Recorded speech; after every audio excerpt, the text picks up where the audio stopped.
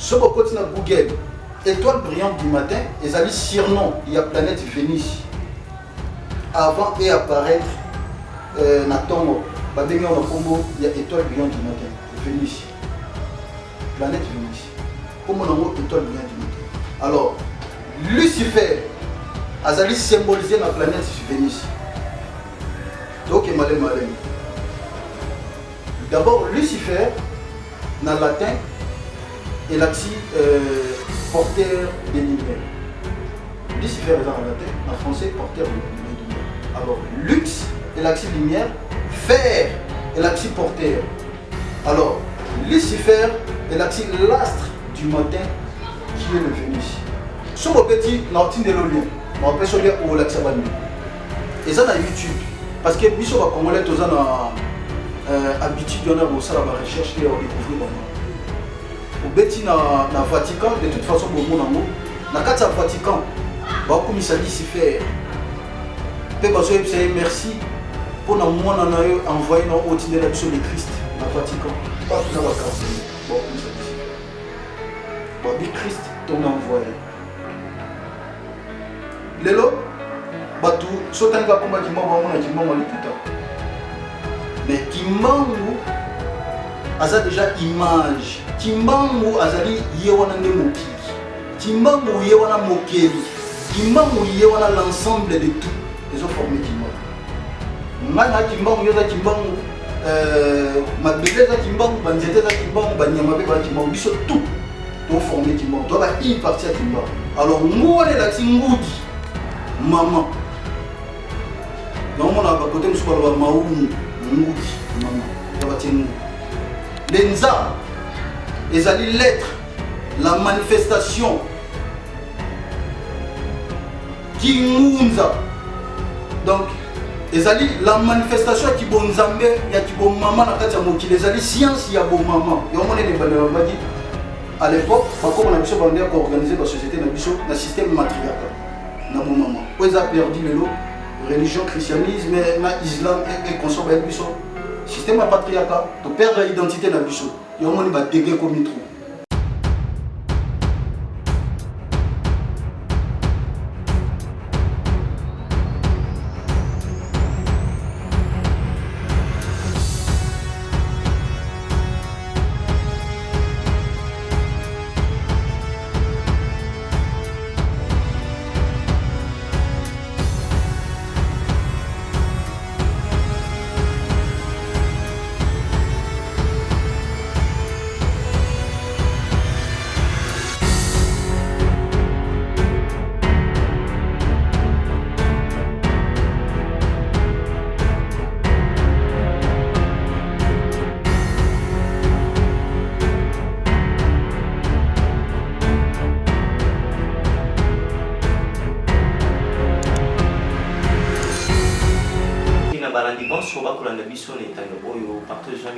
Partout dans l'Afrique et partout dans le monde et c'est mon tournée sur son moté ma été vous allez tellement et puis c'est mon tournée sur son moté ma été vous allez s'abonner à la chaîne Bino bon petit parti pour la maïtali ba ancêtre na bino et collection bino le mécanique beaucoup pour bino et c'est collecta le nini au bon ça beaucoup pour bino journée oyo lelo ezali mokolo moko malamu lisusu mpona kotalisa bino émission oyo ezali na titre Jésus Christ azali nani et puis kaka na émission oyo nayembeli bino nani invité azali Marc invité les Marc nkoloba abenga na kombo ya Mbuta Makesi Tikeba na ende tokosola mai etali la question oyo tokopose awa ce qui peut permettre ngai daj na pesa mbote Mbuta Makesi yemeke ndeko Mbuta na biso ya mboka komona kuna eka James Musanga yemeke Mbuta Musanga ngai Mbuta Tikeba Makesi ba yemeke na bino nyonso ko place pozali kozolanda biso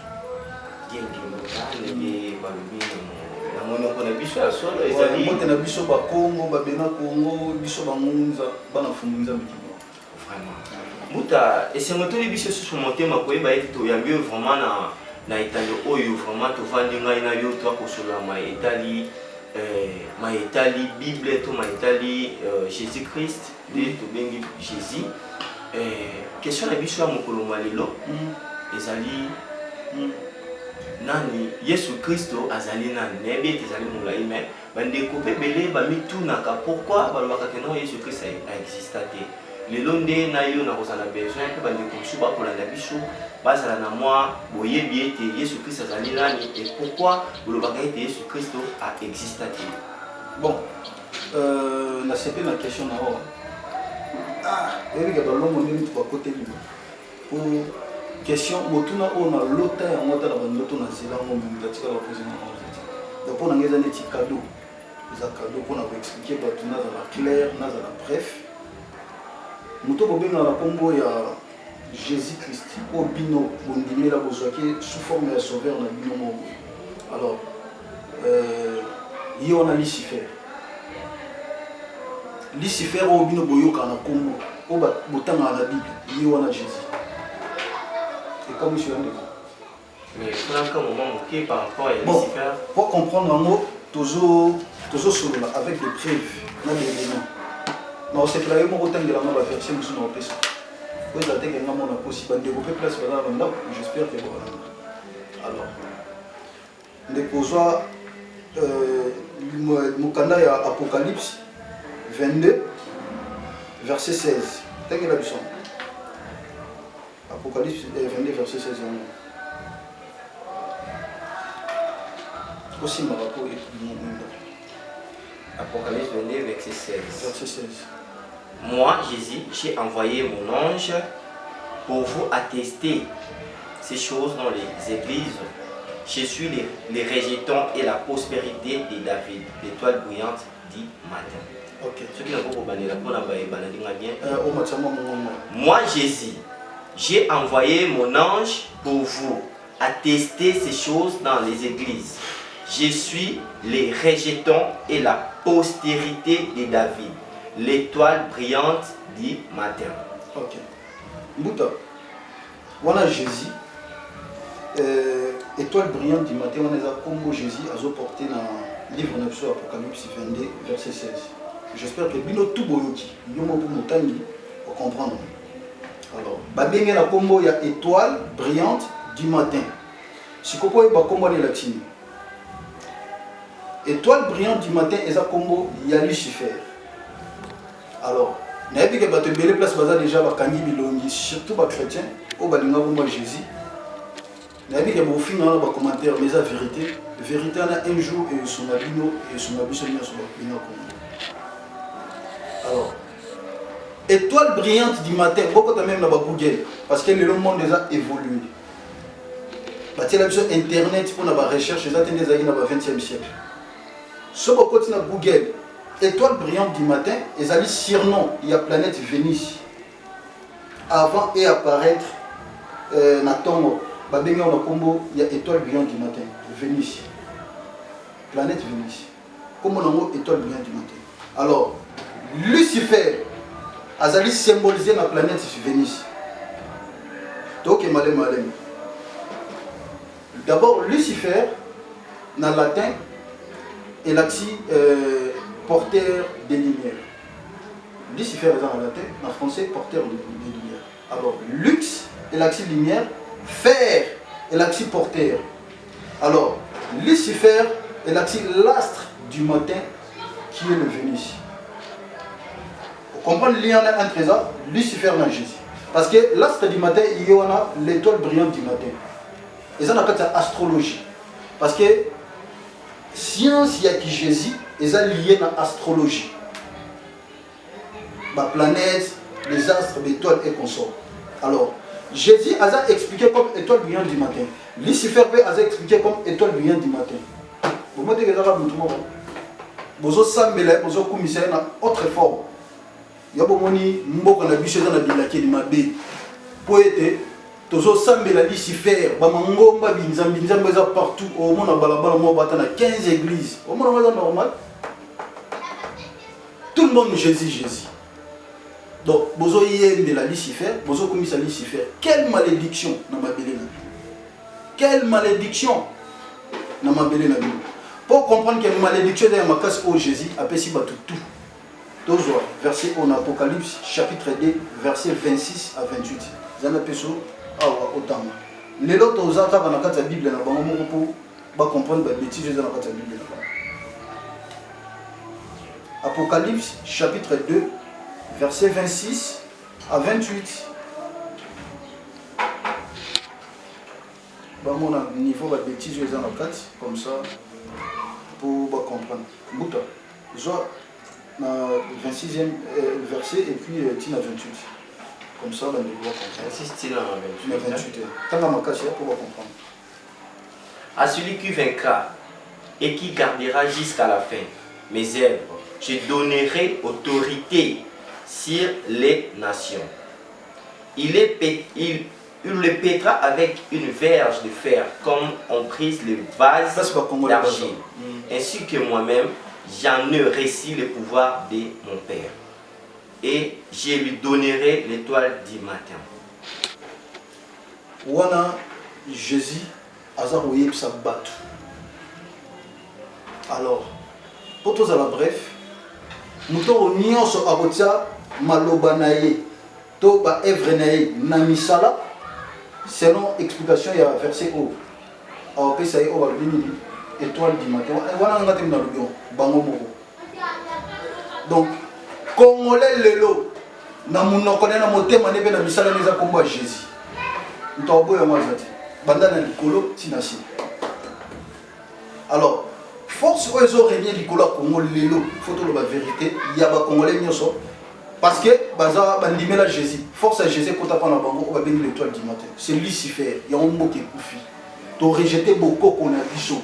To boyi tibonzambe na biso eza origine na biso.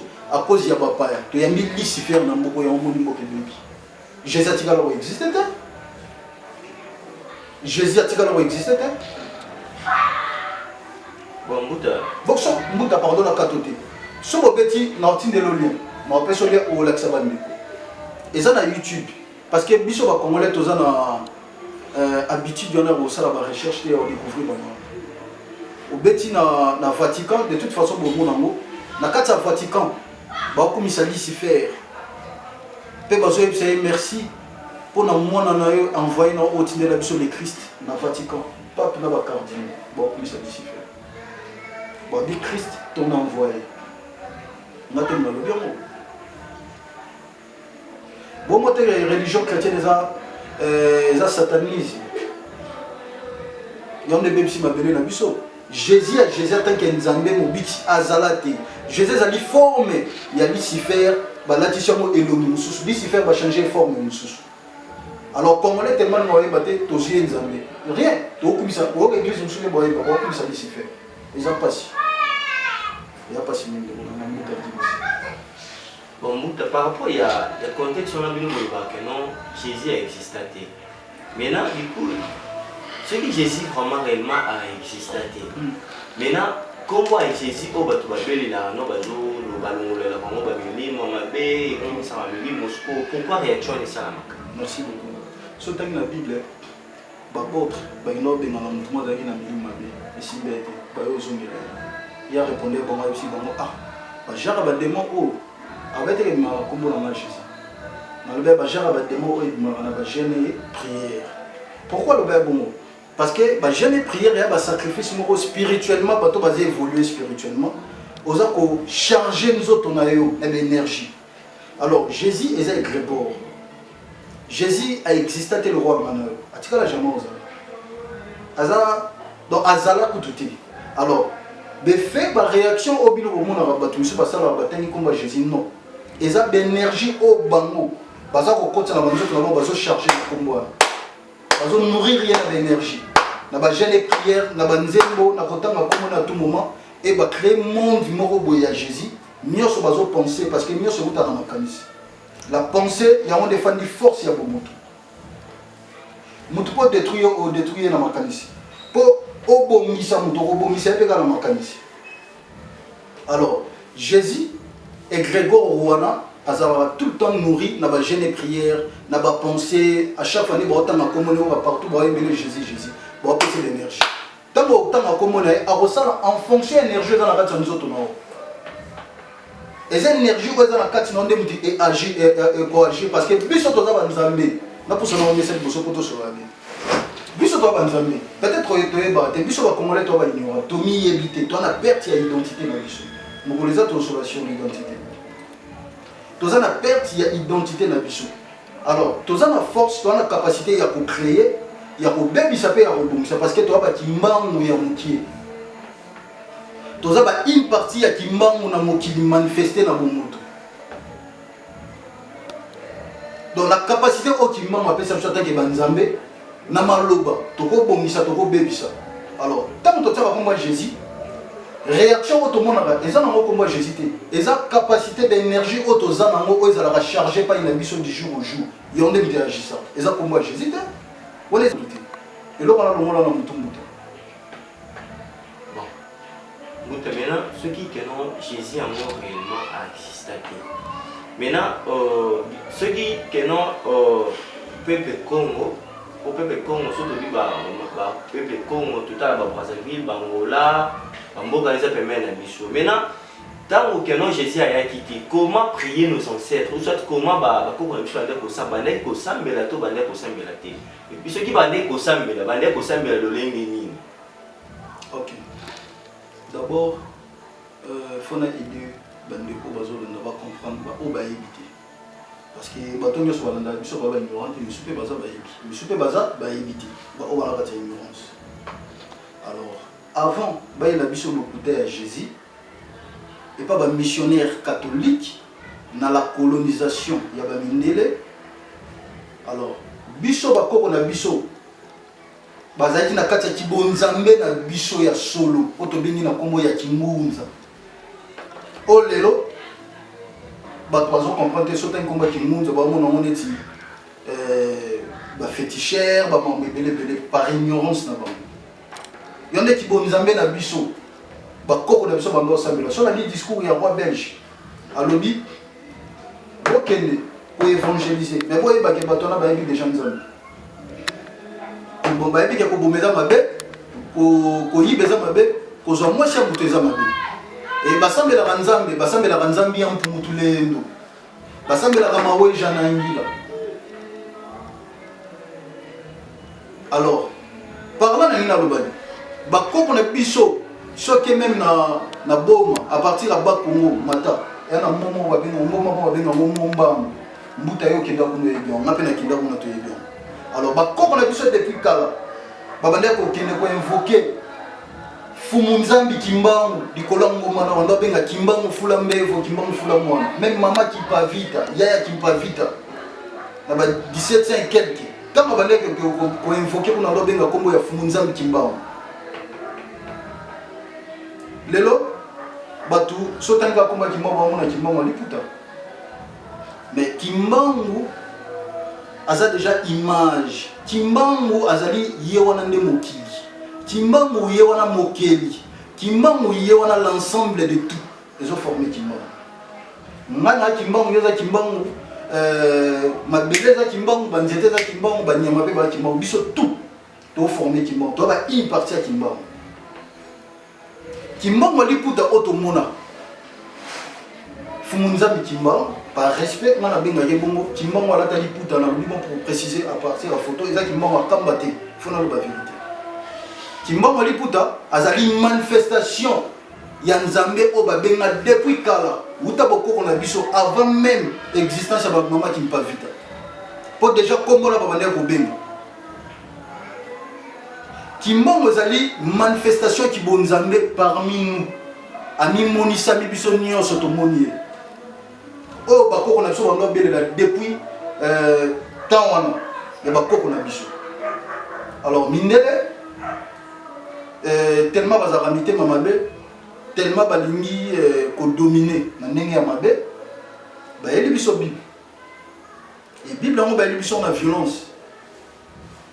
Alors ce que bon dit ma Bible, ba bomio ba katio maboko. Yomo bakoko na biso bando kata bo maboko pona caoutchouc. Et avant ba kata maboko mo fo ba batangiso ba verset biblique bazo bien bikabango et d'ailleurs bato banda ko mema esclave bakoko na biso à l'époque pour mema bona bambonga na bongo kombo na mo ezali Jésus dit imagine nzambe ni na mwana ba prenake pa bato na violence pour la tsaba nzambe faut beta bango fimbo nzambe ni na mo kombo ne ya na violence parce que biso debi ke nzambe soki akoti mutu na bomoi kombo nzambe soki ekoti na bomoi ya mutu mutu ayebi nzambe fo douceur esengo kimia mo ekota na vie ya mutu mais nzambe nini nango wana amemela bato baliwa nzambe nini nango wana bakata bato bamaboko nzambe nini nango bamema bato na l'esclavage kutu bakomi kombo na bato mpe nzambe nini nango wana aya na baviolence badiembika bato moteke eza baaventure parce que avant mindele baya bakoko na biso babandeki kovivre na kimia moko parfaite autoperdaka identité na biso na arrivé ya bakadi ya mpemba wana obobengi soi-disant mindele bayela biso kombo ya Jésus donc bref pour comprendre avant bakoko na biso bando benga kimbangu fula mwana kimbangu fula mbevu à chaque fois bazana ba problème bon muta violence nini oyo oba mindele ba memelaki ba yindi en général violence on a qui violence à l'objet de la Bible violence ya liboso o mundele ayela mutu mundu eza Bible on a violence à liboso donc on a tani Bible exacti comme moi Jésus il y a des violences ya liboso o mundele ayela batu mundu eza Bible pe pour affaiblir batu appauvrir batu ayebisi batu na Bible na bango que errer les pauvres en esprit. Et puis il y a mis balai. Il y a des religion moko, il y a des pemba, il y a des perdre identité na biso. Tant que nous avons identité na biso parce que biso ba Congo ba bena Congo toza ba matriarcat. Et la société na biso à l'époque et bandé ko s'organiser na système ya matriarcat. Qui bon nzambe la chose na matriarcat ya ko ba nzambe pour na biso nzambe za maman. Maman ya sexe mais maman il y a caractère, il y a image, il y a forme. Alors, bango va déformer spiritualité na biso. Ba eli biso religion na bango il y a patriarcat. Il y a mon niveau même na Bible na bango. Balobara so ba compter nombre ba compter toujours les hommes, pas les femmes. Et tina ba église na bango basi ba terre, te basi bana mo dire, te basi ba batu mo normal ba retirer vraiment bonne. Mais bango mo ba mbale ba sala nos. Ba déformer tout. Ba bebisi relation na biso, connexion na biso, contact na biso na ba koko na biso. Et ba luki ba pesi biso kombo ya ba koko na bon poto penga. Yomo ceux qui na catholique na otanga leo ba kombo. Ba sala bonne raison. Ba Saint Jean, ba Saint Paul, ba Saint Antoine de Padoue, ba Sainte Marie, ba kombo ya mindele na mindele. Jamais oyoka Saint Kalombo, Saint Lukombo, to Saint Manvuzi bazalawati. Alors, wana ezali bakoko ya mindele. Biso to benga bako to sala wana. Aza koko na mate, to ani makila motel lien ezatenga na so na bengi ya oyoka mate. Mais mundele so bengi ya oyoka parce que koko na ye. Mais mon colonie nous ce qu'on benga koko na nga. Bakata biso relation na bakoko na biso to benga bakoko na biso te. Ya moto zo souffrir. Au moins la dimension violence. Wana kuna tangi tende ba viola bakoko na biso pour na caoutchouc. Ndenge ba diembi ka bango bakata ba maboko ba mema bon esclavage. Balongoli kingunza. Bakotisi au christianisme. Yango ni bangunza ebele pe lelo babunga. Bakotisa komba Jésus na kati kingunza. À l'époque, bakoko na biso bazele na choité. Et tellement babane ko persécuter ko boma bango, po bango bando telemela kombo ya Jésus po eza lokuta. Bakoko na biso bando sala kingunza bakoma ki obligé ba ino bata na bazamba. Po bakoma ko boma. Alors, po bazala l'aise, bazwa liberté ya ko œuvrer na kati ya musala oyo, bakoma ki obligé bata na komba Jésus. Pour que mikanda ba evre ba sala ba kiti parce que nous avons des ba on a ebele ba continue na christianisme yo ba ndeko na ba munza faut ça l'effort bobi manakata virus wana Jésus pour ça virus ça plus que virus pour ba virus nous suppose on peut vaccin biki wana ils ont le vaccin donc violence ya makasi ko ba eli biso comment muta maintenant pour oui, bah, je suis pas un monté belé, bah, on a pas fait belé, mais on a fait comme ça, madame. Bon, on a autant surtout, bah, on va pas Jésus. Voilà. Maintenant, comme si bah, on a comme ça, bah, ça, bah, on a comme ça, bah, et du coup, tokoza pe na besoin to bandi koza bakozala besoin koyeba kimbunza eloba non po bayebele bayebi te. Voilà besoin de Kimunza c'est le bandi. Oui, bandi ko pe bele bazala na besoin koyeba kimbunza ezali. Ok. D'abord, avant d'expliquer, moni pour me comprendre, il faut qu'on explique mot par mot. C'est ça. Pour expliquer mot et le bible, mot et le bible. Avant de la précision, puis la détail, il faut savoir tout. Kimunza est une manière de vivre. Il y a beaucoup qu'on a bicho, il y a bicho babena comme auto-perdant. Il y a une manière de vivre na bicho. Il n'y a même pas spiritualité. Comme la spiritualité doit correspondre à Kimunza. La spiritualité doit correspondre à na Kimunza. Kimunza est expression ya kibonzambe na ba vie na bicho. Il y a un mot Kimunza na ba manière rebelle. Alors, si on a bien définir comme Kimunza, tu as qui, tu as ngu, tu as nza. Alors les qui et ça préfixe bâtir à mon mot et belé, il y a mon lingala, Chikongo, ça dépend de mon mot à la biche. Les alliés qu'on définit, pour indiquer, ou soit qu'on orienter les qui. Alors, nous on est là, ngoudi, maman. Il y a un côté où on a maoum, ngoudi, maman. Les nza, les alliés l'être, la manifestation. Kimunza. Donc, la manifestation qui bon Nzambe, ya qui bon maman na kati ya mokili, les science ya bon maman. Yo mone ne balé ba dit à l'époque, ba ko na biso ba ndé ko organiser ba société na biso na système matriarcal. Na bon maman. Ils a perdu le lot religion christianisme na islam et consomme ba biso. Système patriarcal, to perdre l'identité na biso. Yo mone ba dégué comme trop. Alors, Kimunza les alliés science y a qui bon maman. La science là pour tout se comprendre. Science peut correspondre à comme Kimunza. Yomoni ba langue na biso ba traduction directe ici bati. Les autres correspondent à comme science. D'abord Kimunza c'est quoi? Kimunza les alliés qui bon Nzambe o eza ya fumunzambi kimangu na kati ya ba vie na biso. Façon na biso ya ko vivre na kati ya Kimunza. Kimunza peut aller servir les autres. On a surtout côté na kati ya kilongo pour la biso ba nzaku ba prêtre autre travail na kati ya kilongo ba temple et pas la biso c'est servir les autres. Et les Kimunza les alliés les sous la manière dont on te sengela vivre en tant que maman il y a qu'organiser ma spirituellement physiquement spirituellement d'une manière politique et scientifique auto qui makuku matatu nzaku nzinga panzu na kati ya Kimunza orobimisa pe kombo Nzambi na kati ya Kimunza pe na kati ya Nzambi orobimisa pe kombo Kimunza na kota na ba nino musilo te toyo ke musika wana tozongo prochainement. Donc les alliés base ya spiritualité na biso de génération en génération. Alors les alliés référence na biso baying la manière dont depuis beaucoup on a biso auto manière pour vivre. Et ça, le système matriarcal autobéni qui est c'est ça. Alors, on a dit je n'ai jamais arrivé là-bas. Maintenant, pourquoi ça a été peuple Congo avec la langue bien. Et puis,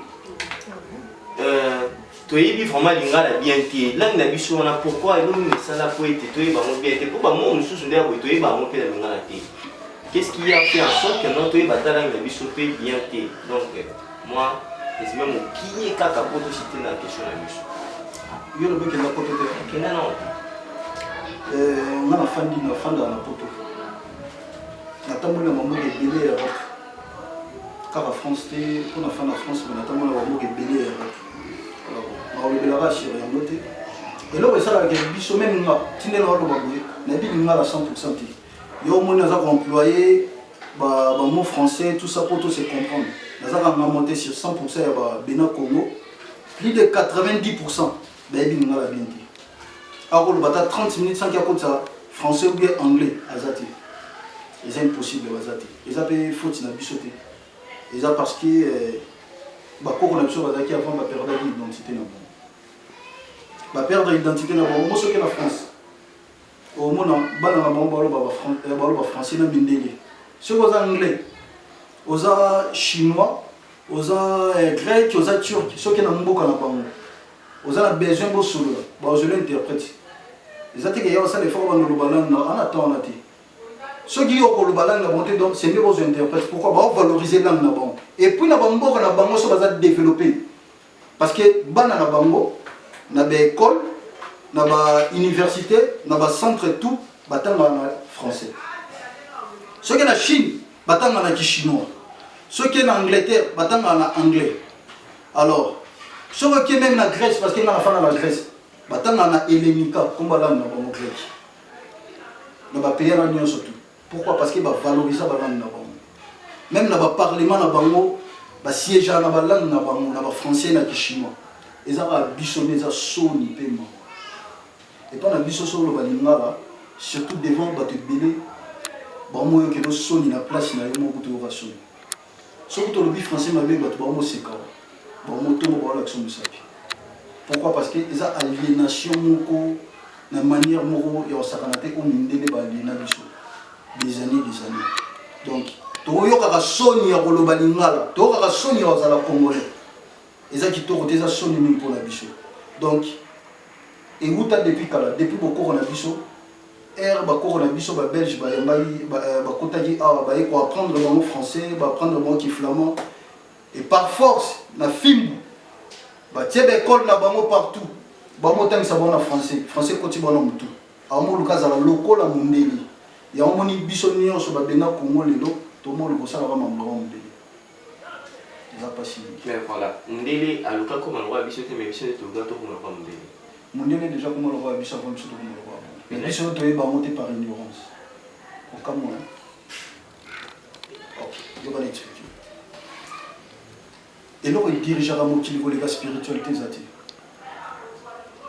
et là faire développer société to un peuple le la spiritualité zati et lelo ceux qui mindele wana soi-disant mindele baza moins organisé dans la société na bango par rapport na biso lelo photo la vérité et ça parce que ba copia o ezaki ya biso mais basali ke biso mo ba kolo likamwana to perdre yango to kota na kati ya désordre pour tous la organiser mais bango ba évoluer ba les biso pour ba n'aura toujours dominer biso alors ba yiba biso ndenge est-ce que l'idée Patricia qui nous comment ça OK qui monte des acquis des ancêtres qui monte des basé na boko ko benga bato bakufa bato bakufa ya ba famille na biso ya mboka partout ko benga bango ko solo na bango ya onde ki munza des acquis des ancêtres mais batongo lelo na mitu ya ba congolais ko solo na bato bakufa ba benga ko na ko mbane ko machine za somme eza ki kali ampe so ba ki ko to ke cimetière ba mo kamo ba mo banga na famille na bino ko te mso ba so te ba no ki mo so ka be mutu mbongo a je l'action pas pasteur ba ki lango au nom de Jésus ba mo belé et pourquoi et parce que mindele mutu basala bongo mais bango moko ba benga ba koko na bango so ba ki na catholique na otaki le ba horizon na ba Saint Charlemagne ba Saint Jean ba horizon na surtout ba Saint Antoine de Padoue ba koko na ba kufati ba Saint Pierre eza ba kufa ya ba famille na ba ya ba mboka na ba o ba infokaka ceux qui na France il y a un aéroport Roissy Charles de Gaulle est la général français Koufakala. Bah PC aéroport comme on a bon, c'est pas ça pour faire exister esprit mais en France. Ils ont quitté des ancêtres mon. Bah les bah Koufa. Bah moi va valoriser bah blo na bango. Moi la direction de la nord on a Koufa bah combien de cimetière à Mont. Bah bien un cimetière des anciens. En France bateau va faire en France bah bien. Au moins tout qui est tout bonisi tombeau tout sopi bantamba ba makas parce que biso to yebia on ba tout sur bien mais au surtout quand mundele mo pa yota la ndekone mundele ayana biloko ya na sani a déposer le tombeau ayana kiti a fongoli sani a memeli ndekone biloko ya alia a mo betele masolo ndenge bando ko la ti a mo betele masolo vie ni surtout parce que azo reconnaître ba valeur na bango et puis que muto a profiter a combiné nzambe mambo na lo bayoka ndene ele biloko azolia ba bi valeur ba kufi na bango Et là, on va y aller. Et là, comme si on est fort, ils ont un coup final biseau. Est-ce que vous avez besoin de coup final biseau? Il y a besoin de monde. Besoin de coup na bango te mais besoin à travers biteko ya bakoko na biso. Parce que na série ya bakoko na biso bakoko na biso bazana système au boso ya bika nga kufa. Alors il y a ça membre de notre famille tout le monde spirituel. Proche bien de ta famille. Bon, même quand on a kufa, vous savez que comme vous avez la forme nana et le nana, vous invoquez esprit nana na côté ne kikola. À chaque fois que vous avez un problème, vous allez bosser kikola na banda ko agir pour que ça va solution. Et vous allez à bon. Et à ma bête, ils ont bon. Mais bango ba na Congo à l'époque, ba ko si ba ko na biso ba pesa biki ko la nyo surtout. Po ya mamba lo kuteza ki kadi am pe mbande ba ko se ba ko na biso. Bozo Bible. Alors ba ko na biso tellement pe bandima ki ba pesa biki ko. Biki ko na un esprit ya ba ko na biso ba ko fo ba ko ta na ba lumière ba ki ba misé na bango. Na France, na ba terre virelle partout. Et les lots, ceux qui même la misère à terre virelle à Bruxelles, en Belgique, bien aux autres côtes d'Arara, pirogue moi vous l'avez à plus de 10 mètres. Et dans mon panzi à gauche, baromi et qui est autorotique à moi qui était pour y avoir comme ça sur le et ça et qui est au caca ya œuvre d'art parce que l'esprit à bako on a besoin de des en 4 il y a mon de bango ben invoquera pour le développement et bango na bango et ça la bango va développer bango le bazongo na ba mise na biso beke ko mindele za ya ba ko na bango za ba ba yebelo wana ta ba yebi ki côté mindele so sali cadeau ekiko mindele normal on peut se merci pour l'organisation de la date biso système on a bazongo pas na biso maintenant qui a considération aux alliés complexe d'infériorité ou soit ces amis considération par rapport à Yabakoufi, par rapport à beaucoup de biso, ils ont complexe, il y a infériorité ou soit ils ont pas un peu congolais surtout. Ils n'ont même pas un rapport à mon complexe d'infériorité ou de supériorité, même pas mon complexe. Les alliés d'abord ils ont aliénation et puis ignorance sur les outils, la Bible, l'islam. Rose Croix, Maïkari, Bible, surtout la valeur na biso. Il y a beaucoup qu'on a biso. Donc comme on a perdu cette identité. Fait que on n'y va pas bengo Gims, on n'y va pas bengo Jean. On luka o vivre le rôle à Gims n'a jamais à vivre. Entre temps Gims n'a jamais ya ba comme Mindele. Donc il faut qu'on vivre le rôle à Mindele. On perdre déjà qui kalombo na yo, qui chike va na yo. Moi vivre le rôle à chike vezati. On s'est déconnecté dans mon kilamolimo. Pourquoi? Parce que aux hommes on est bon les bien, qui bon zambé la bon les bien. Le lobe église à la surtout. Oui c'est bien l'étonné l'église à Jésus. Mais ce bien à balabala le bien on a semé la timba on est l'église à Bangunza. Dans PV à Longo par exemple. Batbaro balbo on est talbo on monstre mort. Mais or qu'il y a une vérité. Pour voir bien la matin de bofol bagay ana qui catholique na qui église de rêve. C'est la folie. Bon, on a un jour avec la famille il y a nous avons maman, mais quand vous avez ça bon, je ne sais pas, même ça bon que non, faut que tout le cas, tombe ya papa Bino, tout le cas moyen, tout que nous ça, les mamans vous allez être que ma peuple congolais et que peuple Congo en fait encore le sort. Mais il me semble que même la bang alors, la bang a tellement ma casse bon. Maintenant, pour chiter la deuxième question, la bichot, on va les acquis justement première question. Il y a biponi, pas mon avis on m'a dit. Bon, on a évité hein. C'est christianisme. C'est un christianisme. Maman, papa ton maman, oh le bitomo. Ton papa, c'est coco. Papa n'a pas moi. Oui. Ok. Tout n'a pas le coup d'avoir. Et mon enfant n'a pas papa n'a mis un dard mort. Pourquoi papa n'a pas honte? Il m'a dit pour moi, bon bon. Et mon enfant n'a pas mort. Tout n'a pas mon soba bande au monde ma bête au bande qui m'a. Avant que. Nous t'avons dit au qui m'a zaté nous t'avons monné ma bête. Mais pour les gars, era koufi.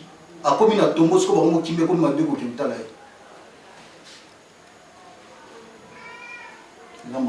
Continuez. Bon, voilà. Pour la question, en fait, la question est à la Bible. C'est non Bible et détruire Bible et Moïse donc tout ça qu'on a wana ni pour la Bible et détruire donc ni Bible et apporter les biseaux awa surtout toujours pour la Congo. La Bible est tuée en une épée à porter les missions. La Bible? Oui. Ok. Est-ce que la Bible est égale au Kuta? Bible au Tangeli est égale au Kuta dans le Kuta. Bible. Alors, ils ont la chose que le Kuta est Bible. Et même le biso le Kuta, Namboka Oyo, Bible. Oyo et Bsimana. Je rappelle ce que je me rappelle sur le verset biblique avant de répondre à la question. On comprend d'abord le Kuta, ce qu'ils ont dit. Et bah moment la Bible en haut, babi, mouton a le Kuta, ok. Différent. Ok. Parce que la Bible a du début à la fin, ils ont composé dans le Kuta, dans le Kuta. Ils ont là sur le verset biblique pour comprendre des gras le Kuta, il y a bêtises, il y a besoin de la Bible.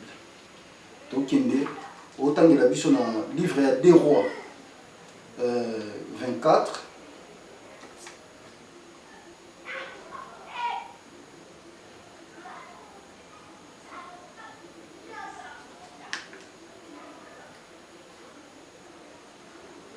Livre des rois 24.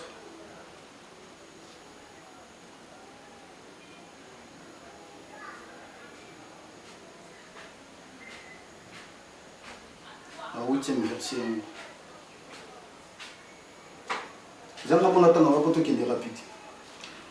Joachim avait 18 ans lorsqu'il devint roi. Et il régna 3 mois à Jérusalem. Sa mère s'appelait Nehushta, fille de Nathan de Jérusalem. Balobi a régné pendant combien de temps? Pendant 3 mois. On a dans le livre, il y a 2 rois, 24 à 8. De qu'est-ce qu'on a des chroniques? Quand Balobi a régné pendant combien de temps? 3 mois. Ok.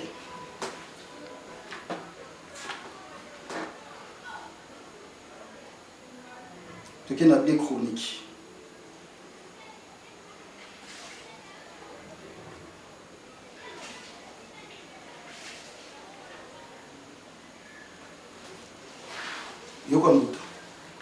Quand il y a le bosso a régné pendant combien de temps? 3 mois. 3 mois, merci. Donc il y a 2 chroniques, chapitre 36, le 9e verset. Donc, Joachim avait 8 ans lorsqu'il devint roi. Et il régna 3 mois et 10 jours. Le bosso avait combien? 3 mois. Ah, et combien? 3 mois et 10 jours. Ce que tu me dis, tout de moi, il y a une contradiction. Parce qu'on va bien un livre sacré. Alors, selon le christianisme, Bible et inspiration en Zambie, on va définir ça. Babi est inspiration en Zambie. Nous avons des inspirants pas bateau comme la Bible. Malgré bateau comme la Bible, tu es pas comme la monté. Pour ça, tout le monde comme la Bible, tu es comme la vérité. Babi est inspiration, il y a bateau. Alors, et l'autre est inspiré par Zambie. Erreur cause à la tête, l'occulté cause à la tête, pour nous sommes l'occulté. Nous sommes fidèles à Malobane. Soit le bi a l'élo. Après 10 ans, on a changé Malobate dans le Cameroun. Mais comment c'est fait-il que pour l'histoire il y a un moko? Quand ça fait 3 mois, quand ça fait 3 mois et 10 jours. Ils ont besoin de faire ça personne d'éléments après les options. Au moins on va l'occulter, on va l'occulter, on va l'occulter. Ce qu'on doit définir Bible, c'est notre définition. On appelle ça Bible. Bible ezali mokanda ya bakadi mpemba o etondisa mingi na lokuta e bandeti na suka na Jésus na bango o babengi na komba Lucifer. C'est long, définition de ce livre. On peut ici inviter aussi si déjà. Là, on va répondre concernant la Bible. Voilà, voilà les acquis, on a posé qui moi les questions. Voilà les endroits, en fait, oh il y a un moment qui est BBC, comme on dit ça, un moment monini, oh BBC pour n'appeler comment. Mais est-ce que le Cameroun il faut produire Boulam? Est-ce que le Kouta et apportera Kimene et c'est mon avis à battre? Les lots, nous avons un exemple de la Diamo, Congo, na Bisso, la société na Bisso, il y a Bénin, Congo, Baïm, de ce que vous avez ils allaient résister à la Bible. Ils ont résisté à la Bible. Ceux qui les lots, même pas qu'on a besoin de faire l'Est, et ça parce que Mindele va côté la Bisso depuis dès la colonisation, qui n'a rajouté. Miss n'a pas comme la Congo, batikaka biso te mindele yango wana ezalaki bakatholike oyo bayaka na bible elelo basangani babengani parce que ezaka libota moko bakadi ya mpene bato bakokufa ti lelo elelo la population congolaise est toujours appauvrie parce que bambongo na bango bapauvre mama na biso bayenda koenrichir baindividu moko babengaka kuma bapaster nyonso to na cause ya bible elelo to perdre identité na biso bato bayebi biso valeur ya bakoko na bango te likolo ya bible bakomokosa bato laisser les morts enterrer leurs morts na kati ya bible mais so tuni moto aloba so moto akufi botika ya kufa mais non elakisi bongo te elakisi ke botika moto aza na ignorance na kati ya ignorance na ye bato bakomprendre yango te bible yango moko eza koexplike bato mwa ndambo ya reconnaissance ya bato na bakoko na bango mais lelo bapaster oyo bazobebisa population baoteya bato bapekisa babenga bato bakufa. Bon, c'est bon. Il y a aussi des avantages de la Bible en fait et peuple Congo en fait. On peut pas payer ça peut pas avantage dans bango. Mais avantage c'est ça et là besoin détruire avantage dans la carte. Mais bon on peut pas nous ce qui yo le lo ba bengo gims. Comme on mboko lo bena. Musanda. Ba bengo gims ya ko na Bible. Musanda no ko vibrer le soir musanda parce que na air na bengo gims, be énergie comme ti na nzoto ne be énergie gims ya mindele. On s'est déconnecté totalement avec Coco Nao. Moi, je vais agir dans la vie, dans le métier, dans tant que panz, moi, je vais agir dans la vie. C'est la Bible. Si on a des dégâts dans la politique, il y a la Bible. Dans le lobby, on a obligé à c'est la vérité. C'est bon. Maintenant, les deux PK, parce que tout le monde n'est pas chrétien, tout le monde moi tripotage, ils ont mis. Moi, des gens qui ont mingi entre bango et bokanizati. Mais ceux qui sont dans la zone de Kingunza, dans la zone où on a fait ce que non, moi, la contradiction, c'est mingi par rapport entre bangunza et bangunza. Est-ce que bilo quand on a sur pécato, mais qu'il y a la Bible. Bon, il faut expliquer la contradiction à niveau libre. Par rapport entre bangunza et bangunza, moi, boyo kanipé, ma casse vraiment, ils allaient formater. Et puis, ceux qui ont bangunza, d'autres bénis mutungunza. Ah ouais, Bible, ils ont mais bangunza, nous sommes tous allés la Bible. Ce qu'on y a sur wana. Ceux qui ont dit question posée dans le bel avion avant tout opposé. Et dans le bel sur les Kingunza. N'expliquez que l'eau moko, papa n'a plus so et bangunza kala. Ceux qui le christianisme continue à Kingunza, c'est parce que papa n'a plus so bangunza pour pas mindele. Azaki persécuté, azaki obligé ba ki no bata manarata bazamba ba mo sambela kuna. Pour bon ba ngena ba komba Jésus. Ba venir ko dévoiler la mission de Jésus, ils ont a existé. Alors, mindele sko tellement ba yaki na mission que Jésus faut s'installer dans le Congo. Bazalaki obligé à kokangaka bango, ko bumaka bango. Et ba comme na suka. Ba comme na niveau mo kesko po bazalès ba sala Kingunza na banfo. Ba ko motama comme Jésus pour na paix ba zo mikanda. Et pas à l'état, il y a œuvré. Il y a une place comme Jésus continue à Kingunza. Mais na kati ya Kingunza belé pe ba yebi vérité. Ba ignorant pe bazali. Pour batu misusu bazo benga bangunza lelo mais en réalité ba bangunza te. Ba latika image ya bangunza to kotanga ba kombote pour éviter ba polémique, to yeli mangwana ate. Mais tout munza n'est pas munza. Réponse non plus souvent. Donc ils attaquent que biso boyo kanezate non, boyo kanezate. Sauf que bangunza ya lokuta nde ba otanga kombo ya Jésus lelo. Parce que ba vrai munza ba yebi vérité que kimba mazanza nde batanga so kombo ya Jésus. Vraiment, tu remets presque à la fin pour dire ça, timing presque. Éviter, moi le bas sur un coquille par rapport à Malobawa et puis on a signalé que nos émissions ce qui a raté, on doit parler aussi sur l'incarnation et puis on doit justement encore parler sur Bastatine Abisso en fait encore Babaï Kekoana. Donc on a évité ceux qui nous vont c'est-à-dire on a la Zangi ou Koloba. Bon, aussi longtemps que nous vivons dans le Bessie dans la terre, parce que dans le Bessie vie. Ceux qui ont le Bessie, c'est que vie Bessie. Ceux qui ont c'est que vous avez l'homme. Alors, et là, on a le Bessie très important pour la Baïndo. Et ça, et c'est une bicho, tout qui est dans le cimetière. Et c'est une bicho, tout qui est dans le cimetière. On a dit que votre boîte dans la bicho, va gagner. Mais nous avons eu ça dans le cimetière. Les affaires, c'est une pour commissaire de bongo. Alors, tant que nous avons un cimetière, nous avons un tombeau, nous avons un tombeau, la famille, nous avons un tombeau. Pour réparer la connexion avec bino na bango. Imagine, lelo, mbuta, mutu moko, soit qu'il y a un tombeau, il y a un déconné. Tu es un membre moko. Pour un problème, il y a un mot. A bongisi a nettoyer mais min sama na makaso saki a bien le a solutionner parce que Congo mon baba tout ba mo sa lelo kwana banda na mukonza mboka tina muta suka ya Congo mata ya Congo bongi donc elo ba ezanga Congo po bonga relation na biso na ba kufi na biso il faut isoler to lo mala na komba Jésus to bonga na relation na biso na ba kufi na biso mais to ye ba ke mutata nzambe o akela likolo na seza kimbango to kangama be biso ba chrétien zo bomambo. Donc message non.